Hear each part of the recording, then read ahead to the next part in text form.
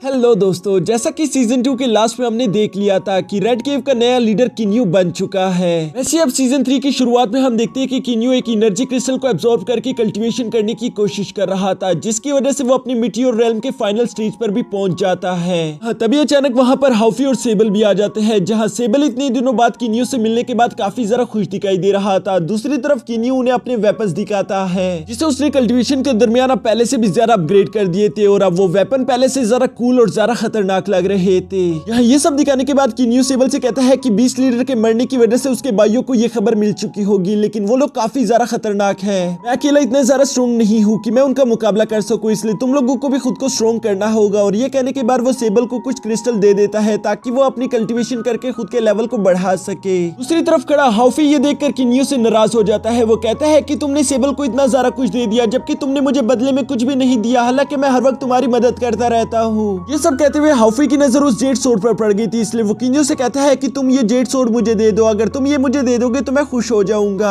ये सुनकर किन्यू से मना करते हुए कहता है कि नहीं, तुम ये नहीं रख सकते, क्योंकि तुम नहीं जानते ये कोई मामूली सोर्ड नहीं बल्कि ये एक बहुत ही बड़े खजाने की चाबी है। और साथ ही किन्यू ये भी बताता है कि इस तलवार को यहाँ कल्टीवेशन वर्ल्ड में बहुत सारे लोग ढूंढ रहे हैं, इवन कि बीस्ट लीडर के बाकी के भाई भी इसे ढूंढ रहे होंगे। लेकिन मुझे इस बात से डर लग रहा है कि कहीं उन्हें मालूम ना हो जाए कि यहाँ पर क्या हुआ, और अगर उन्हें मालूम हो गया कि ये तलवार हमारे पास है तो वो इसे छीनने के लिए आ जाएंगे, और अभी के लिए मैं इतना ज्यादा पावरफुल नहीं कि मैं अकेले उन सबको रोक सकूं। ये सुनकर हाउफी किन्यू से कहता है फिर क्यों ना हम मास्टर लियन की मदद ले ले, जिस पर किन्यू कहता है कि नहीं, अभी के लिए हम उन्हें इसमें इन्वॉल्व नहीं कर सकते। ये कहने के बाद किन्यू को जीएनली की याद आ गई थी, इसलिए अपने भाइयों को वो ब्लड केव की जिम्मेदारी देकर वहां से फौरन जीएनली से मिलने के लिए चला जाता है। वहीं दूसरी तरफ हम बीस्ट लीडर के भाइयों यानी हॉल ऑफ 9 डीमंस को देखते हैं, जिन्हें बीस्ट लीडर के मरने की खबर मिल चुकी थी। उन्हें यह भी मालूम हो चुका था कि जेड सोर्ड चोरी हो चुकी है, साथ ही साथ बीस्ट लीडर की जगह अब किन्यू ने संभाल ली है, जबकि किन्यू को वहां पर कोई भी नहीं जानता था। इसलिए उस हॉल ऑफ 9 डीमंस का लीडर अपने 3 भाइयों को किन्यू से मिलने के लिए भेज देता है ताकि वो जेड सोर्ड की इंफॉर्मेशन निकाल सके। इसके बाद सीन शिफ्ट होकर किन्यू पर आ जाता है, जो कि मिस ली से मिलने के लिए आया हुआ था। तभी उसकी मुलाकात वहां पर मास्टर लियन से भी हो जाती है, जो कि किन्यू को देखकर कहता है कि तुम कुछ परेशान दिखाई दे रहे हो। किन्यू ने सब कुछ सच से बता देता है कि यहाँ पर क्या क्या प्रॉब्लम चल रही है, जिस पर मास्टर लियन उसे एक टोकन देते हुए कहते हैं कि तुम फिक्र मत करो, सब कुछ ठीक हो जाएगा, लेकिन अगर फिर भी तुम्हें मेरी जरूरत पड़ी तो तुम इस टोकन की मदद से मुझे बुला सकते हो और मुझे तुम्हारी मदद करने में खुशी होगी। तभी वहां पर मिस ली भी आ गई थी, जो कि किन्यू को यहाँ पर देखकर काफी ज्यादा खुश हो जाती है, और ये दोनों ही आपस में बातें करना शुरू हो गए थे। जहाँ बातों ही बातों में मिस ली किन्यू को एक गेम के लिए इनवाइट कर लेती है। ये सुनकर किन्यू भी उसके साथ एग्री हो गया था, और ये दोनों मिलकर उस गेम को खेलना शुरू कर देते हैं। यहाँ किन्यू इस गेम को काफी ज्यादा बुरी तरीके से हार रहा था, लेकिन इसकी वजह से उसके माइंड में एक प्लान आ जाता है, जिसकी वजह से वो मिस ली से कहता है कि हमारी दोबारा मुलाकात होगी, और ये कहकर वो वहां से चला जाता है। जिसके बाद नेक्स्ट सीन में हम देखते हैं कि हॉल ऑफ 9 डीमन के वो तीनों भाई वहां पर पहुंच चुके थे, जो कि स्कैन करने के बाद सेबल और हाउफी का पावर लेवल तो देख पा रहे थे, लेकिन उन्हें किन्यू का पावर लेवल नहीं दिख पाता। इसलिए वो किन्यू से कहते हैं कि तुम अपना ये पर्दा हटाओ, हमें तुम्हारा पावर लेवल चेक करना है। लेकिन किन्यू से कहता है कि माफ करना, मैं ऐसा नहीं कर सकता, मैंने ऐसी टेक्निक का इस्तेमाल किया है जिसकी वजह से मेरी पावर लेवल हाइड हो चुकी है और मैं इसे दोबारा से नहीं हटा सकता। अब ये सुनकर उन तीनों भाइयों को काफी ज्यादा गुस्सा आ रहा था, लेकिन वो उस गुस्से को अपने अंदर दबाते हुए वहां पर मौजूद गार्ड से सवाल करना शुरू कर देते हैं। वो उनसे पूछते हैं कि ये बताओ कि हमारा भाई कैसे मारा गया, जिस पर वहां मौजूद गार्ड्स उन्हें बताते हैं कि हमें कुछ भी मालूम नहीं, क्योंकि हमारे लीडर हमेशा खुद को लॉक करके उस सीक्रेट चैम्बर में बैठे रहते थे। वो किसी पजल को सॉल्व करने की कोशिश कर रहे थे जहां पर उनकी मौत हो गई, लेकिन हम में से कोई नहीं जानता कि आखिर ये सब कैसे हो गया। ये सुनकर उन तीनों भाइयों को काफी ज्यादा गुस्सा आ जाता है।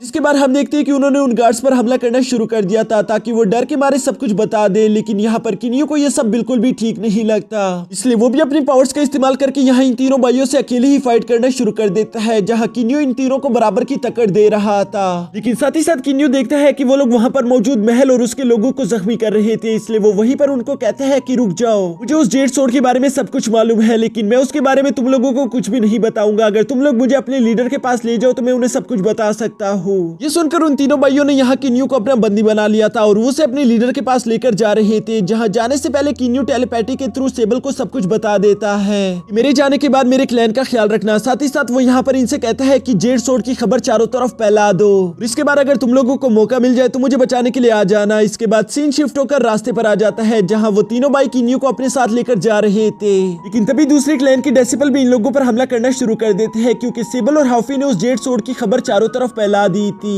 यहाँ पर काफी ज्यादा देर तक एक बहुत ही ज्यादा लंबी फाइट चलती है, जहाँ पर हम देखते हैं कि वो बाकी के क्लैन वाले लोग भी काफी ज्यादा खतरनाक थे, इसलिए वो यहाँ पर इन तीनों भाइयों में से एक भाई को जान से मार मार डालते हैं। जबकि ये बाकी दो बच्चे भाई बड़ी मुश्किल से किन्यू को वहां से लेकर वापस अपने महल आ पहुंचे थे और यहाँ आने के बाद वो अपने भाई को बताते हैं कि हमारा तीसरा भाई वहां पर मारा गया। साथ ही साथ वो लोग उन दूसरे डेसिबल के नेम भी जानते थे, इसलिए वो अपने लीडर को सब कुछ बता देते हैं। यहाँ ये सब सुनकर उन भाइयों में से एक भाई काफी ज्यादा गुस्सा हो गया था, इसलिए वो फौरन से किन्यू को गले से पकड़ते हुए कहता है कि ये सब तुम्हारी गलती है, तुम्हारी वजह से ये सब हुआ है, मैं तुम्हें जिंदा नहीं छोड़ूंगा। और उन 20 में से सबसे बड़ा भाई उसे शांत रहने के लिए कहता है, जिसके बाद वो किन्यू से सवाल करता है कि उस जेड सोर्ड के बारे में बताओ, वो कहां पर है। साथ ही साथ हमें ये भी बताओ कि हमारे भाई के साथ क्या हुआ। जो सुनकर किन्यू उन लोगों को एक झूठी कहानी सुनाना शुरू कर देता है। वो उन्हें बताता है कि मैं तो वहां पर मौजूद नहीं था, लेकिन मेरे मास्टर एक बहुत ही ज्यादा स्ट्रॉन्ग कल्टीवेटर है जो कि दूर से ही बता सकते हैं कि वहां पर क्या हुआ था। इसलिए उन्होंने मुझे बताया कि उस सीक्रेट चैम्बर के अंदर 20 लीडर ने आखिरकार उस पजल को सॉल्व कर लिया था, जिसकी वजह से उसे वो जेड सोर्ड भी मिल चुकी थी।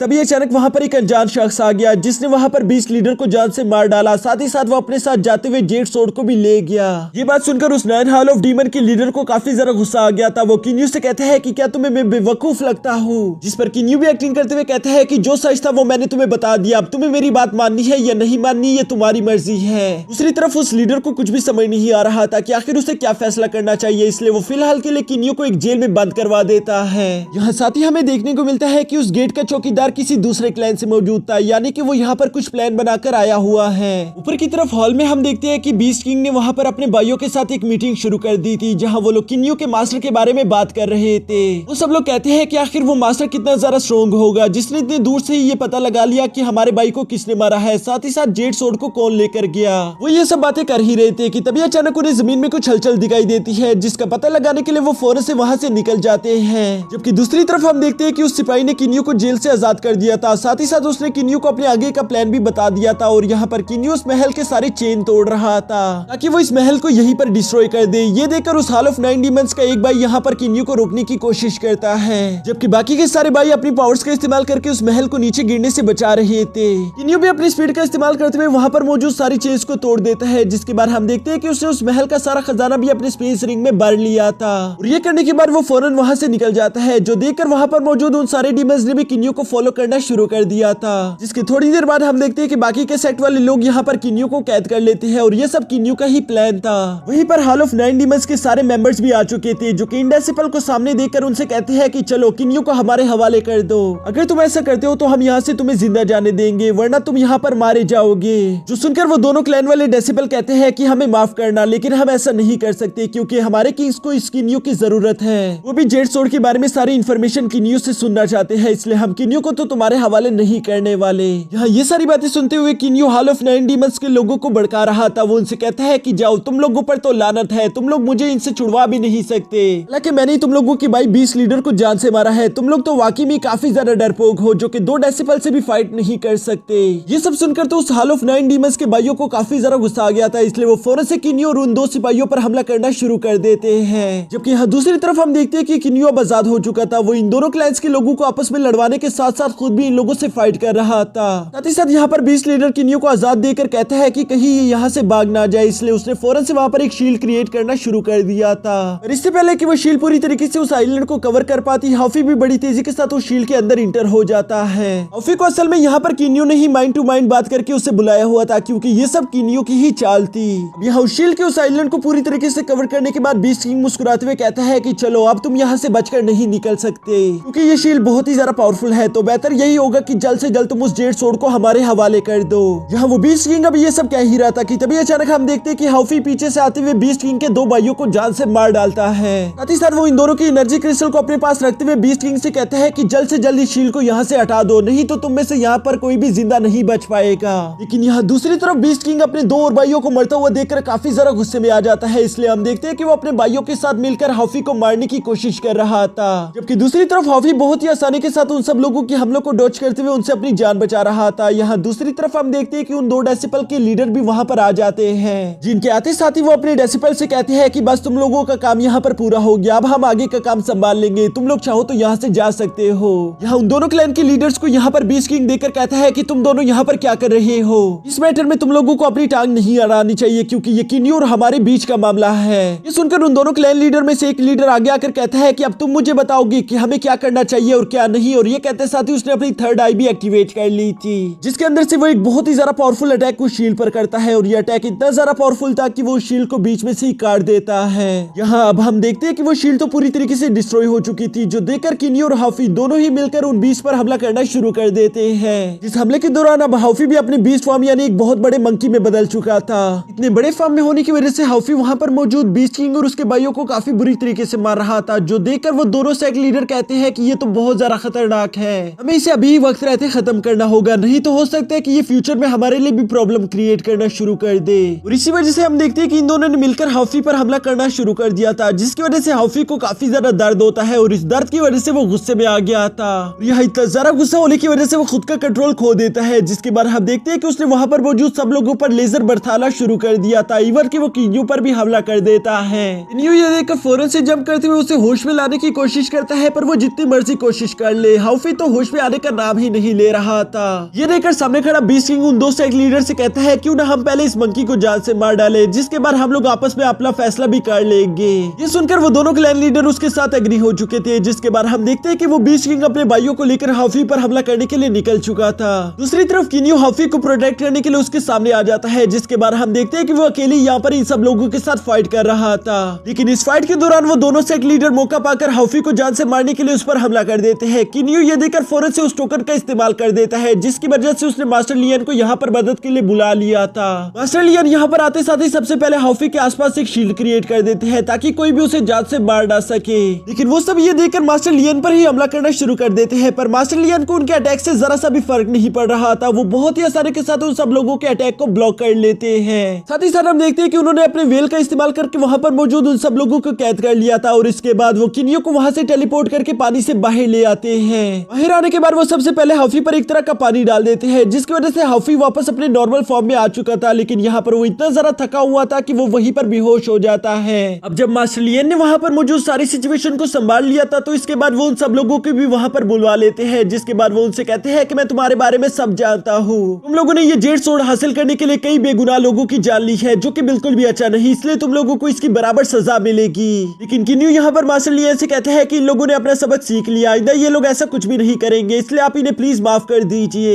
यहाँ किन्यू की ये बातें सुनकर मास्टर लियन उन सबको माफ कर देते हैं, जिसके बाद हम देखते हैं कि वो सब लोग यहाँ पर किन्यू का शुक्रिया अदा करते हुए मास्टर लियन से कहते हैं कि हम लोग आइंदा ऐसा कुछ भी नहीं करेंगे। ये कहने के बाद वो लोग वहाँ से चले गए थे, जिसके बाद मास्टर लियन भी किन्यू को वहाँ से टेलीपोर्ट करके कहीं और आ जाते हैं। किन्यू यहाँ पर मास्टर लियन की पावर्स के बारे में जानने के लिए काफी ज्यादा एक्साइटेड था, इसलिए वो उनसे सवाल करता है कि मास्टर क्या मैं आपसे पूछ सकता हूँ कि आपका कल्टीवेशन लेवल क्या है। लेकिन मास्टर उसकी बात को घुमाते हुए कहते हैं कि जब वक्त आएगा तो मैं बता दूंगा, अभी के लिए तुम्हें उस 9 सोर्ड्स के बारे में जानना चाहिए जो कि बहुत ज्यादा पावरफुल है। असल में बहुत सारे डीमन और बीस्ट इन 9 सोर्ड्स को हासिल करना चाहते हैं, जिसकी मदद से वो एक मैजिकल गेट को ओपन कर पाएंगे और उसके पीछे वाला ट्रेजर उन लोगों को मिल जाएगा। ऐसा कहा जाता है कि वो ट्रेजर बहुत ज्यादा कीमती है और अब तो तुम्हारे पास एक सोर्ड भी मौजूद है, इसलिए तुम्हें बाकी के 8 सोर्ड्स ढूंढनी होगी, जिसके बाद तुम वो ट्रेजर हासिल कर सकते हो। लेकिन तुम्हें ये सब कुछ बहुत ही ज्यादा संभल कर करना होगा, क्योंकि उस सोर्ड को हासिल करने के लिए तुम पर कभी भी कोई भी हमला कर सकता है। किन्यू यहाँ पर मास्टर लियन की बात समझ गया था, लेकिन साथ ही साथ वो ये भी जानता था कि उसका ब्लड केव पूरी तरीके से डिस्ट्रॉय हो चुका है, इसलिए वो उसी जगह पर अपना नया पिविलियन बनाना शुरू कर देता है, जिसमें उसके बाकी के दोस्त भी उसकी मदद कर रहे थे। और अगले कुछ ही दिनों के अंदर वो वहां पर न्यू पिविलियन बनाकर तैयार कर देते हैं, जिसका नाम किलियो स्टार पिविलियन रख देता है। अब यहाँ स्टार पिविलियन का नया लीडर मास्टर लियन ने किन्यू को चूज किया था, जिसके बाद हम देखते हैं कि किन्यू वहां पर ब्लड केव के सारे गार्ड्स को भी ले आता है। साथ ही साथ किन्यू देखता है कि उन गार्ड्स में अब एक नई लड़की भी शामिल थी, जिसे सेबल ने खुद अपॉइंट किया था, क्योंकि वो उन सब में से बहुत ज्यादा स्ट्रॉन्ग है। ये जानने के बाद किन्यू उसे वहां का कमांडर बना देता है, जबकि साथ ही साथ उसने जोंग को वहां का मैनेजर बना दिया था। और इसके बाद वो उन सब लोगों को जिम्मेदारी संभालने के लिए वहीं पर छोड़ देता है, जबकि वो खुद भी इस ली के साथ उस पिविलियन को अंदर से देखना शुरू कर देता है। और उसने ये पिविलियन बिल्कुल उस क्लाउड बेस्ड सेक्ट विला की तरह ही बनाया हुआ था, जहाँ पर उसने अपना सारा बचपन गुजार दिया था। यहाँ बिस्ली किन्यू के साथ काफी जरा खुश दिखाई दे रही थी और ये दोनों आपस में काफी जरा क्वालिटी टाइप स्पेंड करते हैं। नेक्स्ट डे हम देखते हैं कि किन्यू ने वहां पर मौजूद सारे के सारे क्लैंस जिनके पास जेड सोर्ड थी, उन सब लोगों को अपने पिविलियन में इनवाइट कर लिया था और वो सब लोग एक साथ बैठकर खाना खा रहे थे। यहाँ खाना खाते हुए वो लोग आपस में बातें कर रहे थे और धीरे धीरे इन लोगों की दोस्ती बढ़ रही थी, जिसके बाद हम देखते हैं कि इमॉर्टल क्लैन का लीडर वहां पर खड़े होकर किन्यू से कहता है कि आप सब लोग अपनी जेड सोर्ड मेरे हवाले कर दीजिए, अगर आप लोग ऐसा करते हैं तो मैं उस नाइट सोर्ड को ढूंढने में आपकी मदद कर सकता हूँ। ये सुनकर किन्यू को पहले तो उस पर यकीन नहीं आता, लेकिन तब वो इमॉर्टल क्लैन का लीडर कहता है कि मैं एक स्पेल के बारे में जानता हूँ, जिनमें मैं इन 8 जेड सोर्ड का इस्तेमाल करके उस 9th जेड सोर्ड को ढूंढ सकता हूँ। ये सुनकर किन्यू काफी जरा खुश हो जाता है और सबसे पहले वही अपनी तलवार उसके हवाले कर देता है।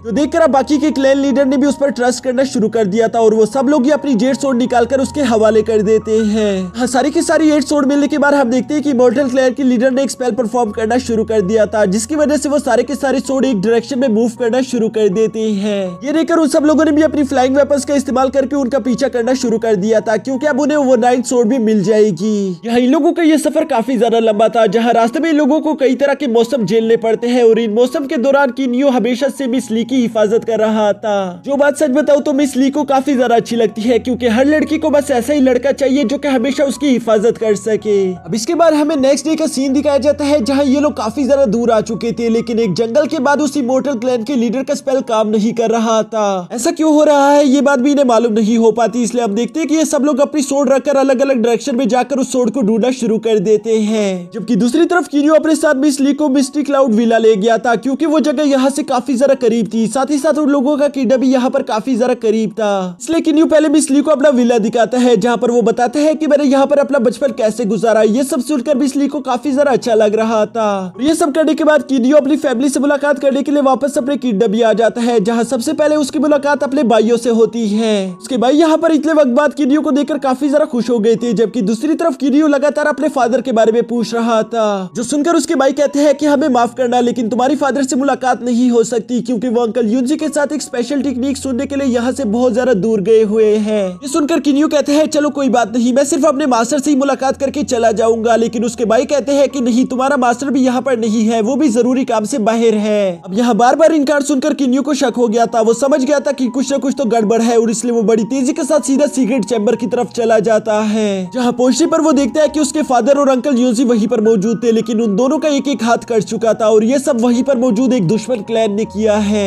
किंडाई और मास्टर यूजी यहाँ पर छुप के इसलिए बैठे हुए थे क्योंकि वो लोग किनियो को इसके बारे में नहीं बताना चाहते थे, वरना वो लोग जानते थे कि किनियो क्या करेगा। और अब जब किनियो ने खुद ही सब कुछ अपनी आंखों से देख लिया है, तो वो उसे बता देते हैं कि ये सब मिंग क्लैन के लीडर ने किया है। उसने सबसे पहले तुम्हारी टीचर ली को जान से मार डाला, जिसके बाद उन्होंने हमारा हाथ भी काट दिया, लेकिन हम लोग कुछ भी नहीं कर पाए क्योंकि वो लोग काफी ज्यादा स्ट्रॉन्ग हैं। ये सुनकर तो किनियो को काफी ज्यादा गुस्सा आ गया था, और इसलिए मिंग क्लैन को डिस्ट्रॉय करने के लिए वो वहां से निकल जाता है। दूसरी तरफ मिंग क्लैन में हम देखते हैं कि किनियो के साथ आए हुए 2 सेट लीडर वहां पर पहले से ही पहुंच चुके थे, जो कि मिंग क्लैन के लीडर से कहते हैं कि तुम्हें अपनी आर्मी का इस्तेमाल करके हमारे लिए वो लास्ट वाली जेड सोर्ड ढूंढनी होगी, जिसके लिए वो मिंग क्लैन का लीडर भी मान चुका था, क्योंकि वो लोग यहाँ पर इनसे काफी ज्यादा डर रहे थे। अभी वहां पर किनियो भी बहुत ही ज्यादा गुस्से में आ जाता है, जो कि चिल्लाते हुए कहता है कि मिंग क्लैन का लीडर कौन है, सामने आओ। ये सुनकर इमॉर्टल सेट का लीडर कहता है कि आखिर तुम लोगों ने ऐसा क्या कर दिया, हमारे सेट के लीडर इतने ज्यादा गुस्से में क्यों है। जिस पर मिंग क्लैन का लीडर कहता है कि हमें नहीं मालूम, हम तो इस लड़के को पहचानते भी नहीं है, हमने तो पहले इसे कभी देखा ही नहीं। उन लोगों को तो सच में ही समझ नहीं आ रहा था कि आखिर किनियो है कौन। जिस पर किनियो खुद ही बताता है कि मैं किन क्लैन से बिलोंग करता हूँ, और मैं यहाँ पर आया हूँ ताकि मैं अपने फादर और अंकल का बदला ले सकूं। ये सुनकर वहाँ पर मौजूद मिंग क्लैन की सारी आर्मी फौरन से किनियो पर हमला करने के लिए तैयार हो चुकी थी, लेकिन तभी वहाँ पर सेबल और हाफी भी अपने साथ डीमन कल्टिवेटर्स की एक बहुत बड़ी आर्मी लेकर आ जाते हैं, जिसे देखकर तो मिंग क्लैन का किंग काफी ज्यादा घबरा गया था। वो फौरन से किनियो के सामने झुकते हुए कहते हैं कि प्लीज हमें माफ कर दीजिए, हमें मालूम नहीं था कि वो आपका फादर है, नहीं तो हम लोग कभी भी ऐसा ना करते। लेकिन किनियो ये सब कुछ अनसुना कर देता है, और हम देखते हैं कि उसने बड़ी तेजी से किंग के बेटे पर हमला करना शुरू कर दिया था, जहाँ वो उसे काफी ज्यादा बुरी तरीके से मार रहा था। इमॉर्टल सेट का लीडर ये देखकर बीच में आते हुए किनियो को रोककर कहता है कि तुम ऐसा नहीं कर सकते, हमारे इमॉर्टल सेट की कुछ रूल है, अगर तुमने उन रूल्स को तोड़ दिया तो यहाँ पर एक बहुत बड़ी जंग शुरू हो जाएगी। वो अभी ये कह ही रहा था कि तभी हम देखते हैं कि डेविल सेट का लीडर बड़ी तेजी के साथ आकर उस किंग के बेटे को जान से मार देता है। साथ ही वो कहता है कि अब जो होगा देखा जाएगा, इस बात से कोई फर्क नहीं पड़ता। अब यहाँ ये सब होने के बाद इमॉर्टल सेट का लीडर किनियो से कहता है कि बस करो, बहुत हो गया, तुमने अपना बदला पूरा कर लिया है, क्योंकि किंग के बेटे ने ही तुम्हारी टीचर को जान से मारा था, साथ ही साथ उसने तुम्हारे अंकल और फादर का हाथ भी काटा है, इसलिए तुम्हारा बदला पूरा हो चुका है। अगर इसके बाद तुमने किसी और की जान ली तो ये बिल्कुल नाइंसाफी होगी, क्योंकि वो सब लोग बेकसूर हैं। ये सब सुनकर किनियो काफी ज्यादा गुस्से में था, लेकिन वो किसी तरह करके खुद को शांत करा देता है, जिसके बाद वो अपनी टीम को लेकर वापस अपने मेंशन आ गया था, जहाँ उसकी मुलाकात अपनी बचपन की दोस्त से हो जाती है, और वो देखते हैं कि उसका हाथ पूरी तरीके से ठीक हो चुका था। ये देखकर वो काफी ज्यादा हैरान हो जाता है, लेकिन यहीं पर उसे मालूम हो चुका था कि मिस ली एक मेडिकल कल्टीवेटर है, जिसने अपनी पावर्स का इस्तेमाल करके उसके फ्रेंड का हाथ पूरी तरीके से हील कर दिया है।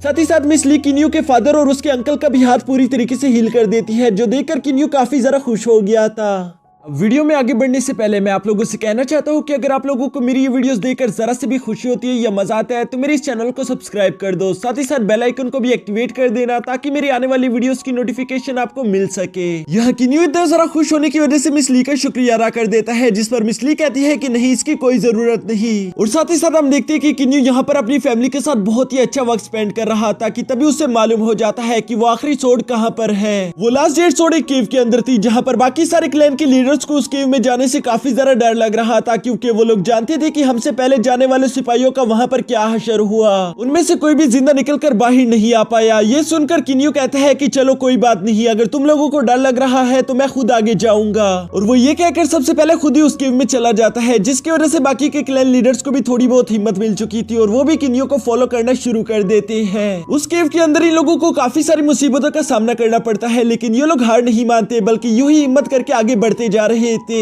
और आखिरकार इन लोगों को एक जगह पर रुकना ही पड़ता है, क्योंकि वहां आगे 9 रास्ते गए हुए थे और इन लोगों को समझ नहीं आ रहा था कि आखिर हमें किस रास्ते को फॉलो करना चाहिए। जिस पर इमोर्टल क्लैन का लीडर एक बार फिर से आगे आकर वही अपना पुराना स्पेल कास्ट करता है ताकि वो उस 9th सोर्ड को ढूंढ सके, लेकिन हम देखते हैं कि उसके सोर्ड्स वापस घूमकर वहीं पर आ चुके थे, यानी कि कोई इसके खिलाफ अपने स्पेल्स का इस्तेमाल करके उन सोर्ड्स को भटका रहा है। अब ये जानने के बाद किन्यू कहता है कि हम लोग इतनी दूर तक आए हैं, हम लोग यूं हार नहीं मान सकते, इसलिए मुझे लगता है कि हमें इस सामने वाले रास्ते में जाना चाहिए। और ये कहने के बाद वो सब लोग ही उस रास्ते की तरफ आगे बढ़ना शुरू कर देते हैं। वो रास्ता सीधा जाकर एक डेड एंड पर पहुंच जाता है जहां इन लोगों पर चारों तरफ से लावा गिर रहा था। ये देखकर ये सब लोग ही अपने सामने शील्ड क्रिएट कर लेते हैं, लेकिन वो शील्ड इतनी ज्यादा पावरफुल नहीं थी। साथ ही साथ वो लावा यहाँ पर बढ़ता जा रहा था, जिसकी वजह से ये लोग उसे ज्यादा देर तक रोक नहीं पाते और वो लावा सीधा आकर इन्हें टच कर देता है, जो देखकर ये लोग काफी ज्यादा घबरा गए थे। लेकिन तभी ये लोग टेलीपोर्ट होकर एक अजीब सी जगह पर आ जाते हैं जहाँ पर एक निकाबपोश आदमी भी अपने सिंहासन पर बैठा हुआ था, जिसका नाम यांग मो है। वो किन्यू से कहता है कि तुम लोग जरूर यहाँ पर 9th जेड सोर्ड ढूंढने के लिए आए होंगे, लेकिन वो मेरे पास है। और ये कहते साथ ही वो अपना मास्क भी हटा देता है, जो देखकर वहां पर मौजूद लोग काफी ज्यादा शॉक हो गए थे, क्योंकि असल में यांग मो पहले ब्लैक ड्रैगन क्लैन से बिलोंग करता था। साथ ही साथ यहाँ पर यांग मो बताता है कि अगर तुम लोगों को वो ट्रेजर चाहिए तो तुम लोगों को मुझे भी अपनी टीम में शामिल करना होगा। वो 9th जेड सोर्ड मेरे पास है, इसलिए मैं वो तुम्हें वैसे तो नहीं देने वाला।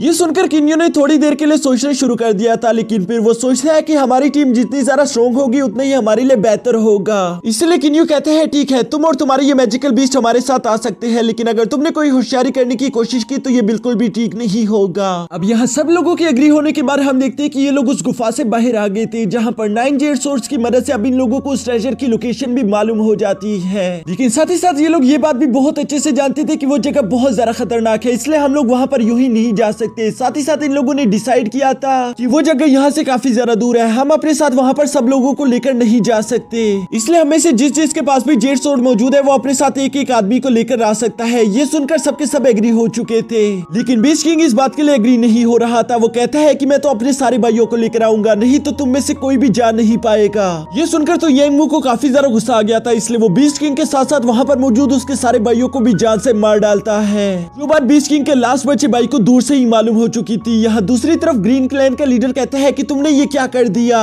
तुम यकीन करने के काबिल नहीं हो, क्योंकि तुमने अभी हमारी नजरों के सामने ही हमारे एक टीममेट को मार दिया, क्या पता तुम फ्यूचर में हम पर भी हमला कर दो। जिस पर यांग मो कहता है कि वो बीस्ट किंग काफी ज्यादा कमजोर था और हमारी टीम में कमजोरों की कोई जगह नहीं। साथ ही साथ यांग मो यहाँ पर इन लोगों से कहता है कि वो ट्रेजर गेट यहाँ से काफी ज्यादा दूर है, जहाँ तक पहुँचने के लिए मुझे तो सिर्फ 4 महीने लगेंगे, क्योंकि मैं 6x9 ट्राइबोल्यूशन पर हूँ, लेकिन तुम लोग अभी तक सिर्फ 4x9 ट्राइबोल्यूशन पर हूँ, जिसकी वजह से तुम लोगों को वहाँ तक पहुँचने के लिए सालों लग जाएंगे और इसलिए हम लोग वहाँ पर अभी के लिए नहीं जा सकते, जबकि तुम लोगों के पास सिर्फ 1 साल है। तुम लोगों को खुद को 6x9 ट्राइबोल्यूशन तक लाना ही होगा ताकि तुम लोग मेरी स्पीड को मैच कर सको और हम लोग वहाँ पर जल्द से जल्द पहुँच सके। ये सब कहने के बाद यांग मो यहाँ पर इन लोगों से कहता है कि हम लोग ठीक 1 साल बाद दोबारा इसी जगह पर मिलेंगे और ये कहने के बाद वो सब लोग वहाँ से चले जाते हैं। जबकि यहाँ दूसरी तरफ किन्यू काफी ज्यादा घबराया हुआ लग रहा था, क्योंकि वो जानता था कि बीस्ट किंग और उसके बाकी के सारे 8 भाई मारे जा चुके हैं और इस बात को लेकर उनका आखिरी भाई बिल्कुल भी खुश नहीं होगा, इसीलिए उसे डर लग रहा था कि कहीं वो मेरी फैमिली पर हमला ना कर दे। लेकिन ये सब सुनकर किन्यू का फादर उसे शांत रहने के लिए कहता है। वो उसे कहता है कि तुम फिक्र मत करो, वैसे भी तुम्हारे गार्ड्स हमारी हिफाजत करने के लिए यहाँ पर मौजूद है। साथ ही साथ वो बताते हैं कि सेबल और हाउफी काफी ज्यादा पावरफुल है, मुझे नहीं लगता कि उनका लास्ट भाई हम पर हमला करने की कोशिश कर सकता है। लेकिन यहाँ पर किंडाई पूरी तरीके से गलत था, क्योंकि दूसरी तरफ हम देखते हैं कि वो बीस्ट ब्रदर जो कि अब बीस्ट किंग बन चुका है, वो काफी ज्यादा गुस्सा हो रहा था। वो कहता है कि मेरी पूरी की पूरी फैमिली मारी जा चुकी है और जरूर इसके पीछे किन्यू का ही हाथ होगा। ये सब कहने के बाद वो अपने सेनापति को किन्यू की फैमिली को मारने के लिए कहता है ताकि वो अपना हिसाब पूरा कर सके।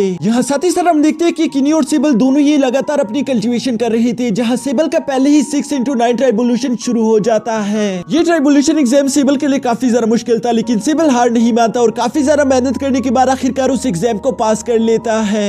यहाँ 6x9 ट्राइबोल्यूशन एग्जाम को पास करने की वजह से हम देखते हैं कि सेबल एक बार फिर से इवॉल्व हो चुका था और उसकी अब आधी बॉडी इंसान की हो चुकी थी, जबकि आधी अभी भी बर्ड की थी। ये देखकर तो किन्यू काफी ज्यादा खुश हो गया था और वो फौरन से सेबल को गले लगा लेता है। जबकि दूसरी तरफ हम देखते हैं कि हावियो यहाँ पर किन्यू के लिए एक बुरी खबर लेकर आया हुआ था। वो उसी शाम किन्यू को बताते हैं कि बीस्ट किंग के कुछ साथियों ने हमारे स्टार पेविलियन पर हमला कर दिया था, जिसकी वजह से वो हमारे स्टार पेविलियन में घुल मिल गए हैं। ये सुनकर किन्यू भी थोड़ा सा परेशान हो गया था, क्योंकि वो समझ गया था कि बीस्ट किंग ने अपनी पहली चाल चल दी है। इसलिए वो हाफी से कहता है कि तुम स्टार पेविलियन के सारे टोकन्स चेंज करवा दो, ताकि हमें उन स्पाइस के बारे में मालूम हो सके। ये ना हो कि वो हमारे ही गार्ड्स में मिलकर हम पर हमला कर दे। ये सुनकर हाफी बिल्कुल ऐसे ही करता है। जबकि दूसरी तरफ किन्यू अभी भी बीस्ट किंग के बारे में सोच रहा था, उसे काफी ज्यादा फिक्र हो रही थी। अभी अचानक मिस ली भी वहाँ पर आ जाती है, जो कि किन्यू से सवाल करती है कि आखिर तुम इतने ज्यादा परेशान क्यों दिखाई दे रहे हो। किन्यू उसे सब कुछ सच सच बता देता है। साथ ही साथ किन्यू कहते हैं, लगता है मुझे अपनी ट्राइबोल्यूशन एग्जाम की बात को लीक करवाना होगा, ताकि उस बीस्ट किंग को लगे कि ये मुझे मारने का एक अच्छा मौका है और वो मुझ पर हमला कर दे, जिसकी वजह से मैं उसे जान से मार डालूंगा। ये सुनकर तो मिस ली को किन्यू की काफी ज्यादा फिक्र हो रही थी, लेकिन वो उसे कुछ ना कहते हुए वहाँ से चली जाती है। जबकि दूसरी तरफ हम किंडाई को देखते हैं, जो कि किन्यू के इस फैसले से जरा से भी खुश नहीं थे। वो किन्यू से कहते हैं कि तुम्हें अपने स्टार पेविलियन के सारे गार्ड्स को अपने साथ लेकर जाना चाहिए, वरना वो तुम्हें तुम्हारी कमजोर हालत में जान से मार डालेगा, जिस पर किन्यू साफ साफ मना कर देता है। वो कहते हैं कि मेरे लिए मेरी फैमिली ही सबसे ज्यादा इंपॉर्टेंट है, और ये कहने के बाद वो सेबल को अपनी फैमिली की जिम्मेदारी देकर अपने 6x9 ट्राइबोल्यूशन एग्जाम के लिए रवाना हो जाता है। साथ ही साथ हाफी और कुछ गार्ड्स भी यहाँ पर किन्यू के साथ जा रहे थे। हाफी यहाँ पर किन्यू को एक कवच भी दे देता है, जो कि मिस ली ने भिजवाया हुआ था। किन्यू उस कवच को पहनने के बाद अपने 6x9 ट्राइबोल्यूशन एग्जाम की तरफ निकल जाता है, जबकि उसने साथ ही साथ ये खबर लीक भी करवा दी थी, जो कि बीस्ट किंग को मालूम हो जाती है। इसलिए वो कहते हैं कि ये सबसे बेहतरीन मौका होगा किन्यू और उसकी फैमिली दोनों को एक साथ मारने का। जो कहने के बाद उसने अपनी सारी की सारी आर्मी को अपने सेनापति के साथ की इन फैमिली पर हमला करने के लिए भेज दिया था। दूसरी तरफ वो खुद किन्यू पर हमला करने के लिए अपने साथ कुछ सिपाही लेकर रवाना हो गया था। जबकि हम किन्यू को देखते हैं, जो कि अपने 6x9 ट्राइबोल्यूशन एग्जाम के लिए बैठा हुआ था। उस एग्जाम की फर्स्ट 3 स्ट्राइक यहाँ पर आकर किन्यू से टकरा जाती है, जिसे किन्यू ने काफी आसानी के साथ ब्लॉक कर दिया था। और यहाँ पर जैसे उसकी लास्ट लाइटिंग का समय होता है, तभी अचानक बीस्ट किंग भी वहाँ पर पहुंच जाता है, जो कि किन्यू को यूं कमजोर हालत में देखकर उस पर फौरन से अटैक कर देता है। ये देखकर किन्यू काफी ज्यादा परेशान हो गया था, क्योंकि उसके दोनों तरफ से उस पर अटैक्स हो रहे थे। इसीलिए वो फौरन अपने सामने एक शील्ड क्रिएट कर देता है, जिसकी वजह से वो उन दोनों अटैक्स को ब्लॉक कर रहा था। और थोड़ी देर की मेहनत के बाद आखिरकार वो इसमें कामयाब भी हो जाता है। यानी कि किन्यू ने अपने 6x9 ट्राइबोल्यूशन एग्जाम को पूरी तरीके से कंप्लीट कर लिया था और वो अब काफी ज्यादा स्ट्रॉन्ग हो चुका है। साथ ही साथ यहाँ पर हमें किन फैमिली की हालत दिखाई जाती है, जिन पर हमला हो चुका था, और सेबल वहाँ पर मौजूद उन सारी आर्मी से फाइट कर रहा था। ये फाइट काफी ज्यादा देर तक चलती है, जबकि साथ ही साथ हम देखते हैं कि किंडाई भी अपनी आर्मी को लेकर सेबल की मदद कर रहा था। इस हमले के दौरान हम देखते हैं कि बीस्ट किंग का सेनापति यहाँ किंडाई पर हमला करना शुरू कर देता है, जिसकी वजह से किंडाई काफी कमजोर पड़ चुके थे। पर इससे पहले कि वो सेनापति यहाँ किंडाई को जान से मार पाता, तभी हाफी वहाँ वक्त पर पहुंच जाता है, जिसने किंडाई की जान बचा ली थी। साथ ही साथ वो यहाँ पर आते साथ ही उस सेनापति को भी जान से मार देता है, जिसके बाद हम देखते हैं कि बीस्ट किंग की आर्मी काफी ज्यादा कमजोर पड़ चुकी थी और इसी वजह से किन फैमिली ये जंग जीत जाती है। जबकि दूसरी तरफ हम किन्यू को देखते हैं, जो कि उस बीस्ट किंग के साथ काफी ज्यादा खतरनाक फाइट लड़ रहा था। इस फाइट के दौरान बीस्ट किंग समझ चुका था कि किन्यू बहुत ज्यादा पावरफुल हो चुका है, मैं उसे जान से नहीं मार सकता और मेरी जान यहाँ पर बच जाएगी इसकी भी कोई गारंटी नहीं। इसलिए वो अपनी बहुत ही ज्यादा फॉरबिडन डेडली टेक्निक का इस्तेमाल करना शुरू कर देता है, जिसकी वजह से उसकी जान तो जाएगी ही जाएगी, लेकिन साथ ही साथ वो किन्यू को भी यहाँ पर जान से मार डालेगा। ये देखकर किन्यू फौरन से मिस ली के दिए हुए सुरक्षा कवच का इस्तेमाल करना शुरू कर देता है, जिसके बाद हम देखते हैं कि वहाँ पर एक बहुत ही बड़ा ब्लास्ट हो चुका था, जिसकी वजह से वहाँ चारों तरफ तबाही मच गई थी। हाफी जैसे यहाँ पर पहुंचता है, वो किन्यू को ढूंढना शुरू कर देता है, लेकिन उससे तो किन्यू कहीं पर भी नहीं मिल रहा था, जिसकी वजह से वो किन्यू के लिए काफी ज्यादा इमोशनल हो गया था, क्योंकि उसे लगता है कि शायद किन्यू जान से मारा गया। लेकिन तभी हम किन्यू को देखते हैं, जिसका मीटियोर स्टोन उसे हील कर रहा था। यहाँ किन्यू को जिंदा देखकर हाफी काफी ज्यादा खुश हो जाता है और इसके बाद हम देखते हैं कि वो किन्यू को लेकर वापस किन फैमिली लौट आया था। जहाँ मिसली पहले से किन्यू का इंतजार कर रही थी, वो वहाँ पर किन्यू को जिंदा देखकर काफी ज्यादा खुश हो जाती है, जिस पर किन्यू उसका शुक्रिया अदा करता है, क्योंकि आज यहाँ किन्यू मिसली के दिए हुए सुरक्षा कवच की वजह से ही जिंदा है। तभी मास्टर लियन भी वहाँ पर आ चुके थे, जो कि किन्यू से कहते हैं कि तुम्हें बहुत बहुत कांग्रेचुलेशन, क्योंकि तुमने अपने 6x9 ट्राइबोल्यूशन एग्जाम को पास कर लिया है। अब तुम उस खजाने को ढूंढने के लिए जा सकते हो। साथ ही साथ वो यहाँ पर किन्यू से कहती है कि तुम उस खजाने के लिए मिस ली को अपने साथ लेकर जा सकते हो। ये सुनकर किन्यू कहता है पर मास्टर लियन वो जगह बहुत ज्यादा खतरनाक है, जिस पर मास्टर लियन कहता है तुम फिक्र मत करो। जी एंगली के पास एक बहुत ही ज्यादा खास तरह का सुरक्षा कवच है, जिसकी वजह से उसे उस जगह पर कोई भी खतरा नहीं होगा। तुम्हें उसकी फिक्र करने की कोई जरूरत नहीं, तुम उसे अपने साथ लेकर जा सकते हो। ये सुनकर तो अब किन्यू भी इस बात के लिए एग्री हो चुका था, पर जाने से पहले किन्यू कुछ और भी तैयारियां करना शुरू कर देता है ताकि वो वहाँ पर मिस ली की जान बचा सके।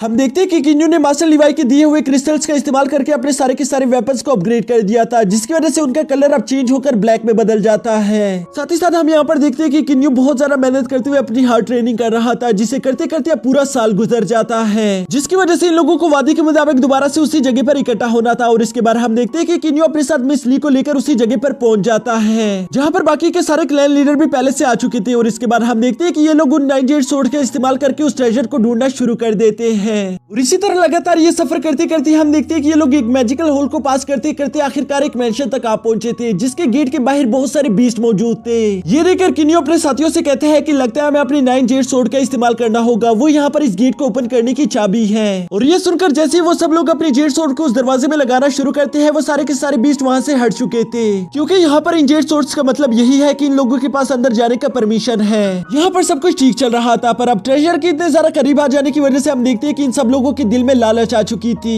जिसकी वजह से वो सारे के सारे क्लैन आपस में ट्रेजर के लिए फाइट करना शुरू कर देते हैं। तभी अचानक वहाँ पर मौजूद उन क्लैन के पूर्वज भी वहाँ पर आ चुके थे, जो कि वाकई में काफी ज्यादा खतरनाक है। और वो यहाँ आने के बाद इन सब लोगों से कहते हैं कि जल्दी से इस दरवाजे को ओपन कर दो, अगर तुम लोग ऐसा करते हो तो हम तुम लोगों को जिंदा छोड़ देंगे, साथ ही साथ हम तुम लोगों को ट्रेजर का छोटा मोटा हिस्सा भी दे देंगे, लेकिन अगर तुम लोगों ने ऐसा नहीं किया तो हम तुम लोगों को यहाँ पर जान से मार डालेंगे। ये सुनकर तो वहाँ पर मौजूद बाकी के सारे क्लैन लीडर काफी ज्यादा डर गए थे, इसलिए वो उनकी बात मान भी लेते हैं। लेकिन डेविल क्लैन का लीडर बिल्कुल भी ऐसा नहीं था, वो उनसे कहते हैं कि मैं तुम लोगों की बात नहीं मानने वाला, अगर हम अंदर जाएंगे तो हम लोगों को कुछ रूल्स बनाने होंगे, जिस पर वो पूर्वज उसे डरा रहे थे। लेकिन तभी वो डेविल क्लैन का लीडर फौरन अपने दोनों जेड सोर्ड को बाहर निकाल कर कहता है कि अगर तुम लोगों ने मेरी बात नहीं मानी तो मैं इन सोर्ड्स को डिस्ट्रॉय कर दूंगा, जिसकी वजह से उन सब लोगों को मजबूरन उसकी बात माननी पड़ती है। जिसके बाद हम देखते हैं कि वो डेविल क्लैन का लीडर किन्यू से कहता है कि तुम्हारे मास्टर यहाँ पर मौजूद सब लोगों से ज्यादा पावरफुल है, इसलिए तुम ही अंदर जाने की रूल्स बनाओ, हम सब उसे फॉलो करेंगे। ये सुनकर किन्यू कहता है कि अंदर जाने की सिर्फ 2 ही रूल है। पहला रूल ये कि अंदर जो भी ट्रेजर होगा हम उसे 9 हिस्सों में डिवाइड करेंगे, और सेकंड रूल ये अगर वहाँ पर कोई ऐसा ट्रेजर हुआ जिसे हम 9 हिस्सों में डिवाइड नहीं कर सकते तो उसे कोई भी नहीं रखेगा, हम सब लोग यूं ही बाहर आएंगे।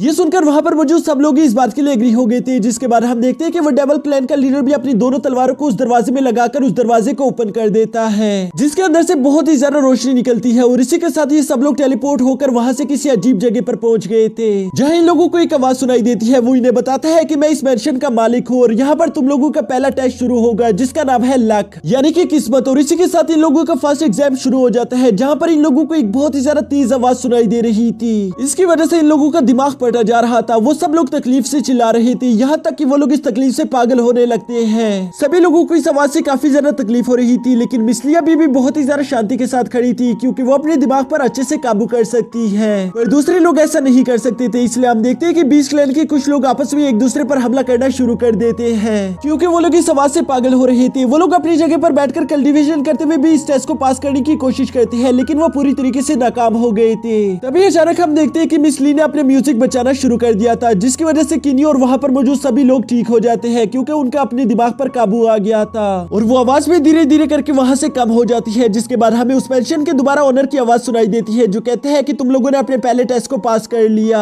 और इसके लिए मैं तुम लोगों को कांग्रेचुलेशन भी कहता हूँ, लेकिन अब तुम्हारे सेकंड और थर्ड टेस्ट की बारी है, जो कि है इंटेलिजेंस और स्ट्रेंथ का। इन दोनों टेस्ट को पास करने के लिए वो आवाज इन लोगों को इसकी तरफ जाने के लिए कहती है। जिसके बाद ये सब लोग इसकी तरफ रवाना हो चुके थे, जहाँ जाते जाते इन लोगों को गोल्ड से बनी हुई चीजें दिखाई देती है। इन्हें लगता है कि शायद यही ट्रेजर है, और इसलिए इन लोगों ने उसे निकालने की कोशिश करना शुरू कर दिया था, लेकिन वो उसे नहीं निकाल पाते, क्योंकि वो कोई ट्रेजर नहीं बल्कि यहाँ का सिर्फ इल्यूजन है। जिसके बाद हम देखते हैं कि ये सब लोग उस मेंशन के अंदर चले जाते हैं, जहाँ पर इन लोगों को एक बहुत बड़ा गार्ड स्टोन दिखाई देता है। उस गार्ड स्टोन को देखकर वहाँ पर मौजूद एक एल्डर कहते हैं कि ये गार्ड स्टोन बहुत ज्यादा कीमती है, अगर किसी ने भी इसकी एनर्जी को अपनी बॉडी में रिफाइन कर लिया तो वो यहाँ का नया मालिक बन जाएगा। अब ये सुनकर तो वहाँ पर मौजूद सब लोग उस मेंशन के मालिक बनना चाहते थे, इसलिए वो सब लोग उस गार्ड स्टोन की एनर्जी को एब्जॉर्ब करने की कोशिश करते हैं, जबकि इसी वजह से वो लोग आपस में फाइट भी कर रहे थे। लेकिन किन्यू मिस ली को महफूज रखना चाहता था, इसलिए वो उसे लेकर उस मेंशन से बाहर आ जाता है। वो उससे कहता है कि तुम्हें फिक्र करने की कोई जरूरत नहीं, मुझे चाहे तो वो ट्रेजर मिले या ना मिले इस बात से कोई फर्क नहीं पड़ता, लेकिन मैं तुम पर कोई भी आश नहीं आने दूंगा। ये सुनकर मिस ली को काफी जरा अच्छा लग रहा था।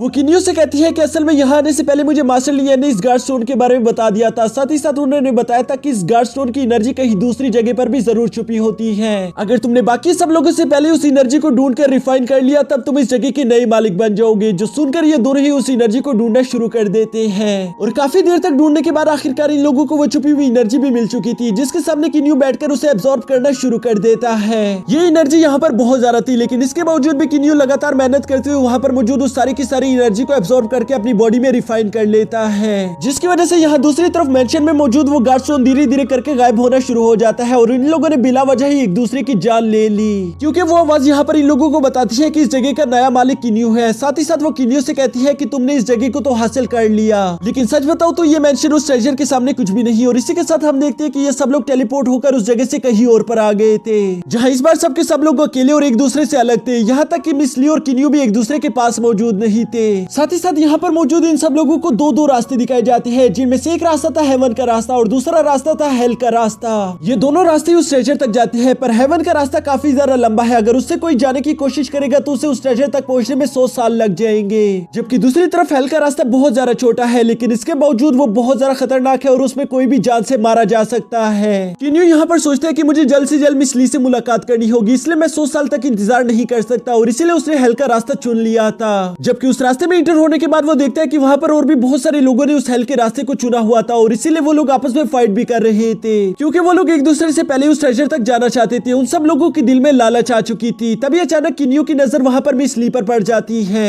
जो कि उस ब्रिज से नीचे लावा में गिर रही थी। ये देखकर किन्यू बड़ी तेजी के साथ उसे बचाने के लिए भागता है और वो उसे बचाने की अपनी पूरी कोशिश भी कर रहा था। जबकि साथ ही साथ हम देखते हैं कि वहाँ पर आसमान से बहुत ही ज्यादा गोलाबारी भी हो रही थी, जिसे टकराकर वहाँ पर लोग जान से मारे जा रहे थे। जबकि साथ ही साथ कुछ क्लैन के लोग आपस में फाइट करके नीचे लावा में भी गिर रहे थे। यहाँ किन्यू मिस ली को बचाने की अपनी पूरी कोशिश करता है, पर वो उसे बचा नहीं पाता और इसी वजह से हम देखते हैं कि ये दोनों भी बड़ी तेजी के साथ सीधा जाकर उसी लावा में गिर जाते हैं, जहाँ गिरते साथ ही ये दोनों वहाँ से टेलीपोर्ट होकर किसी और जगह में आ गए थे। ये जगह वाकई में इल्यूजन से काफी ज्यादा भरी हुई थी। यहाँ पर ये दोनों आपस में एक दूसरे को जिंदा देखकर काफी ज्यादा खुश हो जाते हैं। साथ ही साथ यहाँ पर इन लोगों को एहसास हो गया था कि ये दोनों एक दूसरे को कितना ज्यादा प्यार करते हैं और इसलिए हम देखते हैं कि यहाँ पर इन दोनों ने एक दूसरे को किस कर ली थी, जिसकी वजह से हमें यहाँ पर एक बहुत ही ज्यादा प्यारा और रोमांटिक सीन देखने को मिलता है। जबकि दूसरी तरफ हम देखते हैं कि बाकी के सारे क्लैन के लोग भी जिंदा मौजूद थे, क्योंकि उस लावा में गिरने वाला हर इंसान टेलीपोर्ट होकर यहीं पर आ गया था। ये देखकर वो सब लोग काफी ज्यादा हैरान दिखाई दे रहे थे कि तभी अचानक उस मेंशन के ओनर की आवाज दोबारा से सुनाई देती है, जो कि इन सब लोगों को कांग्रेचुलेशन करते हुए कहता है कि तुम लोगों ने अपने तीनों टेस्ट पास कर लिए, क्योंकि तुम लोगों ने अपने डर का सामना करके हेल का रास्ता चुना, इसलिए तुम लोगों ने इस टेस्ट को पास कर लिया और जिसने भी हेवन का रास्ता चुना वो सब लोग जान से मारे गए हैं। और ये सब कहने के बाद वो आवाज इन लोगों को एक और मेंशन दिखाती है, जिसमें वो बताती है कि इस मेंशन में ही वो असली खजाना मौजूद है, लेकिन तुम लोग उसमें से कितना ज्यादा खजाना अपने साथ लेकर जा सकते हो ये तुम लोगों की पावर्स पर डिपेंड करेगा। जो इंसान ज्यादा पावरफुल होगा वो अपने साथ ज्यादा खजाना लेकर जा सकता है और जो इंसान वीक होगा वो अपने साथ कम खजाना लेकर जाएगा। यहाँ ये सब सुनकर वो सब लोग ही उस खजाने के लिए काफी ज्यादा एक्साइटेड हो गए थे, जिसके साथ ही हमारा ये सीजन 3 भी यहीं पर खत्म हो जाता है। अब दोस्तों मैं सीजन 4 और सीजन 5 भी आप लोगों के लिए कल से लाना शुरू कर दूंगा। बस उसके लिए मैं चाहता हूँ कि आप लोग मेरी इस वीडियो को लाइक कर दो, साथ ही साथ चैनल को सब्सक्राइब करके बेल आइकन को भी एक्टिवेट कर देना, ताकि मैं जैसे ही वीडियो को अपलोड करूँ सबसे पहले आप लोगों को बेल नोटिफिकेशन मिल जाए।